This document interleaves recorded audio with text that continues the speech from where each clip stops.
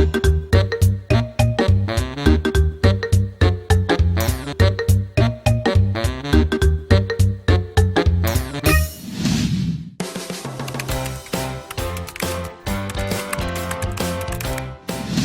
dikatakan terkena demam ketika suhunya di atas 38 derajat Celcius.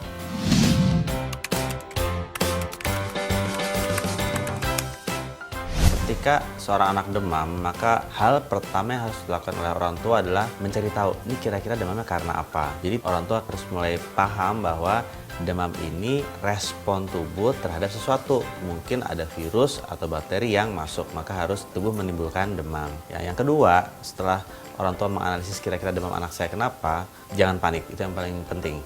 Dan yang ketiga adalah mencoba memberikan cairan sebanyak mungkin. Karena makin tinggi suhu, maka makin tinggi risiko kekurangan cairan atau dehidrasi. Obat penurun panas itu hanya diberikan ketika anak tidak nyaman. Ketika di atas 38 derajat dan dia sudah rewel, dia gelisah, tidak bisa tidur, kita boleh memberikan. Tujuannya bukan untuk segera menurunkan suhu. Karena pada suhu demam, virus dan bakteri tidak bisa berkembang biak dengan baik dan obat diberikan ketika sudah masuk ke fase gelisah.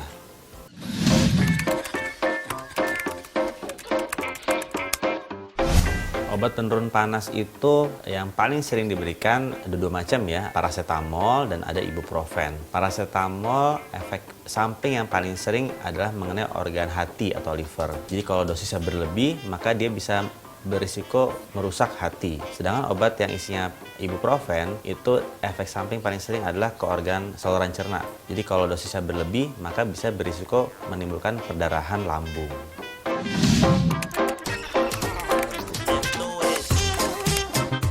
Obat alami untuk menurunkan panas adalah tentunya dengan memberikan banyak minum. Apakah itu air putih atau air kelapa, yang penting cairan banyak yang masuk.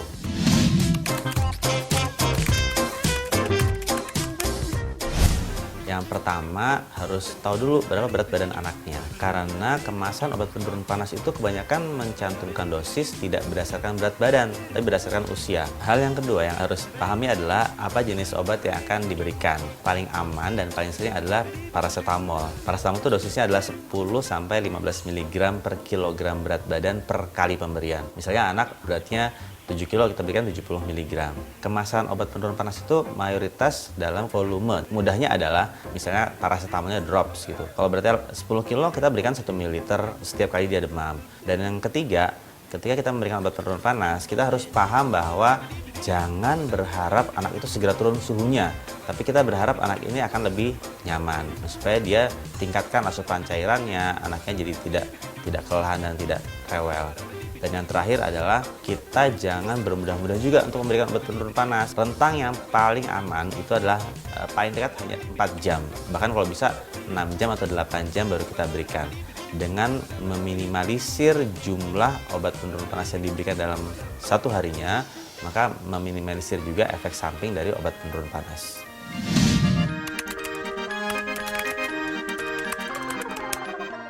Ada beberapa sediaan obat penurun panas, diberikan lewat mulut, cairan sirup atau drops, lalu ada yang lewat dubur, lalu ada yang digerus jadi puyer. Prinsipnya adalah kembali ke dosisnya, ke miligramnya, mau dengan puyer. Tapi yang paling mudah dan paling nyaman adalah pemberian lewat mulut. Kalau pemberian lewat dubur itu tidak nyaman, tidak ada anak yang suka dimasukkan obat ke dalam duburnya meskipun anak itu sedang demam tinggi. Lalu pemberian puyer itu merepotkan karena harus menggerus, kemudian memasukkan ke kertasnya, dan bisa jadi antara satu bungkus dengan bungkus lainnya itu tidak sama dosisnya. Jadi paling mudah dan paling aman dalam pemberian sirup atau cairan.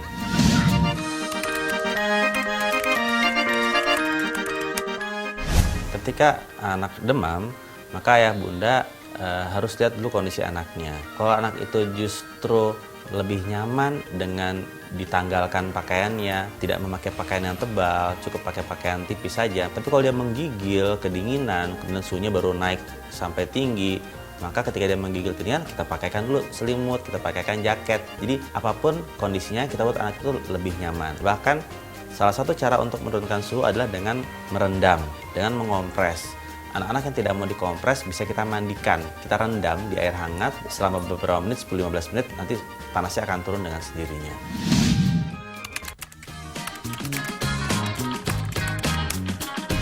Metode skin to skin yang diterapkan oleh sebagian orang tua itu prinsipnya adalah memindahkan panas dari satu orang ke orang lain. Itu bisa dilakukan, tapi sebenarnya lebih ke arah untuk membuat anak nyaman. Anak itu kan rewel ketika demam.